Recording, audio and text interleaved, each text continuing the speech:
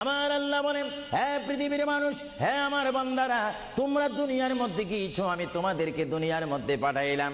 পাঠাইবার পরে আমি জানি তোমরা অনেক অন্যায় পথে যাবে, অনেক কাজ করবে, যে কাজগুলোর মধ্যে তোমাদের গুনাহ হয়ে যাবে।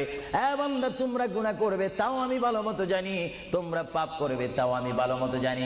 বান্দারে, পাপ করার পরে, গুনাহ করার পরে একাই কি মসজিদের মধ্যে তোমরা কেঁদেছো, রব্বানা যালামনা, বলেন রব্বানা যালামনা আনফুসানা ওয়া ইল্লাম তাগফির লানা ওয়া তুরহামনা লানাকুনান্না মিনাল খাসিরিন বলে বলে মসজিদে কেঁদেছো, আসরের নামাজ পড়ে কেঁদেছো, যোহরের নামাজ পড়ে কেঁদেছো, মাগরিবের পড়ে কেঁদেছো, এশার নামাজ পড়ে কেঁদেছো।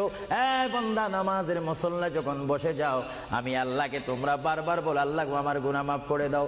তারপরও আমি তোমাদের গুনাহ মাফ করে নেই।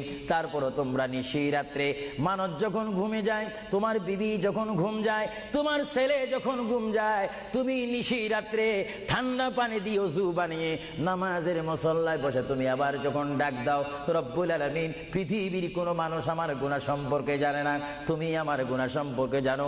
আমি এমন গুনাহ করেছি আমার বিবি জানে না, বিবি গুনাহ করেছে আমি জানি না। আল্লাহ, তুমি সব কিচ্ছু জানো। হে আমার প্রভু, তুমি আমাকে মাফ করে দাও। আমার আল্লাহ বলে, তারপরও যদি তোমাদেরকে আমি মাফ না করি, তারপরও বান্দা, তোমরা আমার রহমতের দরজা থেকে ফিরে যাইও না। আমি তোমাদেরকে হুকুম দিচ্ছি, ওয়ালাউ আন্নাহুম ইয যালামু আনফুসাহুম জাউকা, বান্দারে, যদি গুনাহ করে ফেলো, আমার রহমত থেকে মুখ ফিরে তুমি চলে যাইও না।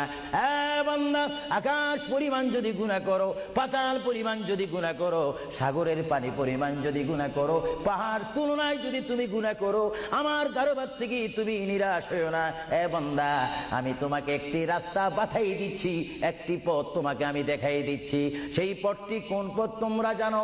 ওয়ালাউ আন্নাহুম ইয যালামু আনফুসাহুম জাউকা, বান্দারে, যখন তোমরা বরবাদ হয়ে যাবে, তখন তোমাদেরকে একটা পথ আমি তোমাদেরকে দেখাই দিলাম। সেই পথটির নাম হচ্ছে আমার রাসূলের মদিনা। জুড়ে বলেন সুবহানাল্লাহ।